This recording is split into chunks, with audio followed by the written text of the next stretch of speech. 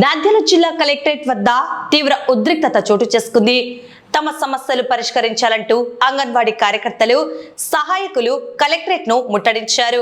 AP Anganwadi workers and helpers union ఆధ్వర్యంలో పెద్ద ఎత్తున ర్యాలీగా తరలివచ్చిన అంగన్వాడీలు కలెక్టరేట్ ముఖద్వారాన్ని దిగ్బంధించారు.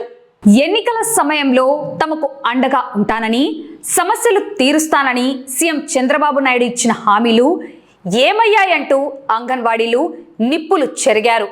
తమ గోడు వినేందుకు కూడా ప్రభుత్వం అధికారులు సిద్ధంగా లేరంటూ తీవ్ర ఆగ్రహం వ్యక్తం చేశారు. ఇదే సమయంలో కలెక్టరేట్ నుంచి కారులో బయటకు వస్తున్న జిల్లా కలెక్టర్ను కలిసి వినతి పత్రం ఇచ్చేందుకు అంగన్వాడీలు ప్రయత్నించగా పోలీసులు వారిని అత్యంత దారుణంగా అడ్డుకున్నారు. నిరసన కారులను పక్కకు తోసివేయడంతో అక్కడ తీవ్ర తోపులాట జరిగింది. పోలీసుల తీరుపై మండిపడుతూ అంగన్వాడీలు హైవే పైనే బైఠాయించి బైపాస్ రోడ్డును దిగ్బంధించారు. ప్రభుత్వానికి అధికారులకు వ్యతిరేకంగా పెద్దపెట్టున నినాదాలు చేస్తూ రోడ్డుపైనే ఆందోళనకు దిగడంతో ట్రాఫిక్ స్తంభించింది. కలెక్టర్ మీద మిస్ చేసింది వాళ్ళే. మళ్ళీ మాకు అడ్డం చెప్పింది వాళ్ళు. మేము ఫోటోలు పోజ్ చేయడానికి వచ్చినామని చెప్తున్నారు. మేము ఫోటోలు పోజ్ చేయడానికి వచ్చినామా? కానీ వాళ్ళు చేసే విధానం ఏంటి?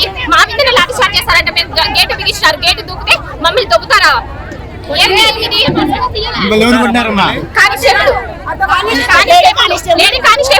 వాళ్ళు అంటారు వాళ్ళు చేసుకుంటే మేము చేసుకుంటే ఎంత దూరం పోతుంది? మేము గేట్ దుక్కుతామంటే ఎందుకు దుక్కుతున్నాం? మీరు ఎందుకు మాకు అడ్డం వస్తున్నారు? ఎవరు కట్టేమని చెప్పినారు మీకు? మేము తీసుకున్నామని చెప్పి వాళ్ళు ఇంకా టైట్ కట్టేస్తున్నారే. మా వాళ్ళు గేట్ దుక్కుతుంటే మా మీద తిరిగి దౌర్జన్యం చేస్తున్నారు వాళ్ళు. మళ్ళీ వాళ్ళు చేస్తే మేము ఉన్నామంట. మేము తిరిగి చేస్తే వాళ్ళను చేసుకోలేరు.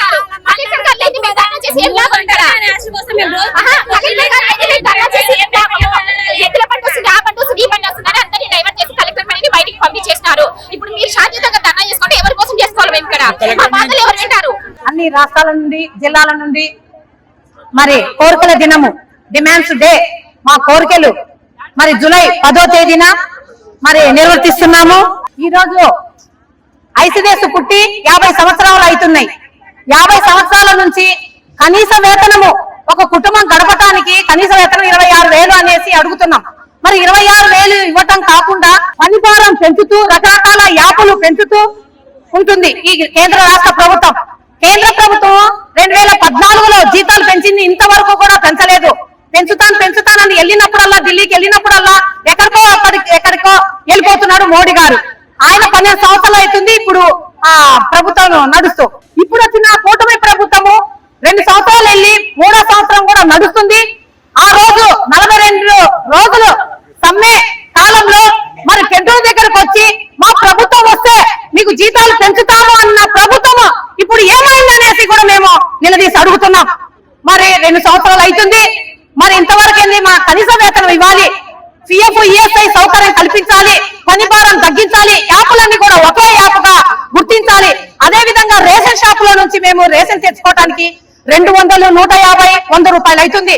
కానీ ప్రభుత్వమే మా సెంటర్ల దగ్గరికి ఇవ్వాలనేసి కూడా కోరుకుంటున్నాం. ఈ రోజు ముఖ్యమంత్రి తనయుడు వీళ్ళిరువురు టీడీపీ నాయకులందరూ కూడా సమ్మె శిబిరాల దగ్గరకు వచ్చి వేతనాలు పెంచుతాం, మీ డిమాండ్ న్యాయమైంది, మేము వస్తే మీ డిమాండ్ పరిష్కారం చేస్తామని చెప్పి హామీ ఇచ్చారు.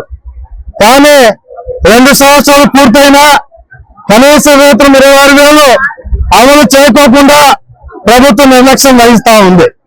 మరోవైపు రకరకాల యాప్ల భారాలు మోపుతూ అంగన్వాడీ మీద తీవ్ర భారాన్ని మోపుతున్న పరిస్థితి ఉంది. అందుకోసం ఈ 2 సంవత్సరాలుగా ఈ ప్రభుత్వం, కూటమి ప్రభుత్వం ఏదైతే హామీ ఇచ్చిందో ఆ హామీని అమలు చేయమని చెప్పి అడుగుతూ ఉన్నాం.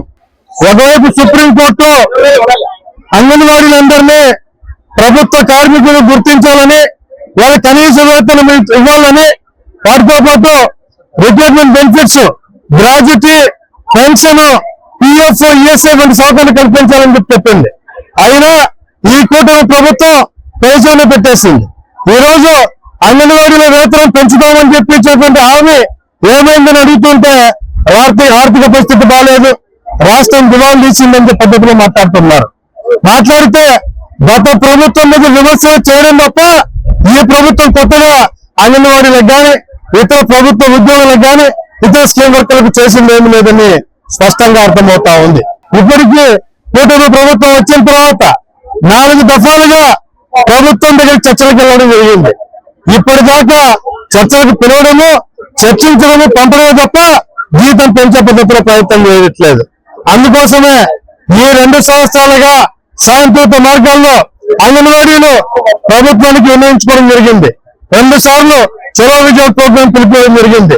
అయినా ప్రభుత్వం స్పందించిన కారణంగా అంగన్వాడీ యూనియన్ ఏర్పడినటువంటి రోజు జూలై 10 కోరికల దినంగా ఉన్నటువంటి ఈ రోజునే రాష్ట్ర వ్యాప్తంగా అన్ని జిల్లా కలెక్టర్ల ముందర ఈ రోజు ఆందోళన చేయాలని, ఇప్పటికైనా ప్రభుత్వం స్పందించకపోతే రాబోయే కాలంలో ఈ ప్రభుత్వానికి వ్యతిరేకంగా నిలదీకి సందర్భంగా సిద్ధంగా ఉంటామని చెప్పి ప్రభుత్వం హెచ్చరిక చేస్తా ఉన్నాం.